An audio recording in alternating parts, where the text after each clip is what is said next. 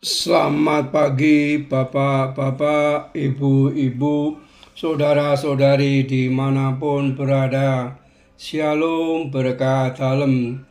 Berjumpa kembali dengan Sugeng Pramono dalam renungan Lukas 1 ayat 57 sampai 66. Namanya Yohanes. Injil hari ini dibuka dengan menceritakan kelahiran Yohanes Pembaptis dan ditutup dengan kalimat, "Anak itu bertambah besar dan makin kuat rohnya." Ia kemudian tinggal di padang gurun sampai tiba harinya ia harus menampakkan diri kepada Israel.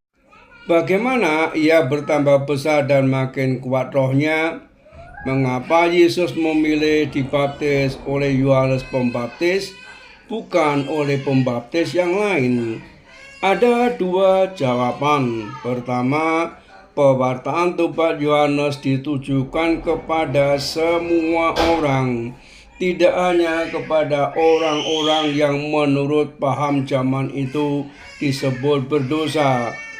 Kepada orang Saduki dan Farisi yang datang untuk dibaptis, Yohanes mengatakan, "Siapakah yang mengatakan kepada kamu bahwa kamu dapat melarikan diri dari murka yang akan datang?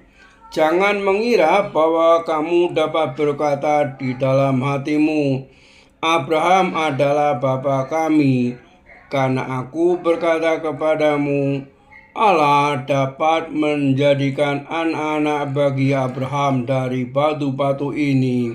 Matius 3 ayat 7 sampai 9. Kedua, Yohanes Pembaptis tidak hanya memberikan baptis ritual, melainkan menuntut konsekuensi moral dari pembaptisan. Ini tampak dalam kisah pewartaan Yohanes menurut Injil Lukas. Orang banyak yang datang untuk dibaptis oleh Yohanes dan bertanya kepadanya, "Apa yang harus kami perbuat?" Jawabnya, "Barang siapa mempunyai 2 helai baju, hendaklah ia membaginya dengan yang tidak punya, dan barang siapa mempunyai makanan, hendaklah ia berbuat juga demikian." Demikian juga ketika para pemungut cukai mengajukan pertanyaan sama, Yohanes menjawab, "Jangan menagih lebih banyak daripada yang telah ditentukan bagimu." Ketika prajurit-prajurit bertanya hal yang sama, Yohanes menjawab, "Jangan merampas dan jangan memeras, dan cukuplah dirimu dengan gajimu."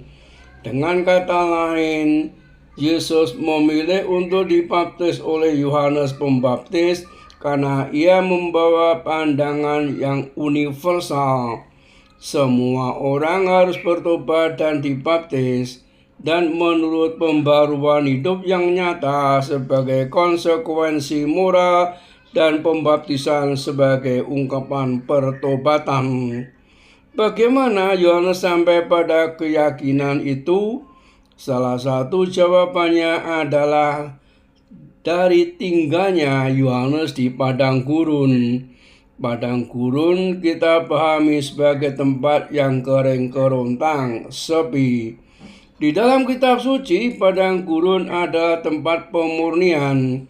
Musa memimpin umat Allah selama 40 tahun menyeberang padang gurun. Di padang gurun itulah iman umat dimurnikan dan akhirnya boleh masuk ke tanah terjanji.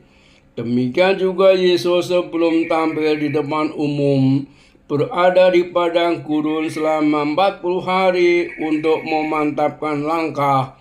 Dengan pengalaman itu, Yesus tidak bisa dibelokkan lagi langkahnya. Beliau akan terus mengarahkan pandangannya menuju Yerusalem. Kiranya yang serupa itulah yang terjadi dengan Yohanes Pembaptis ketika ia tinggal di padang gurun. Salam dan doa, Tuhan memberkati. Amin.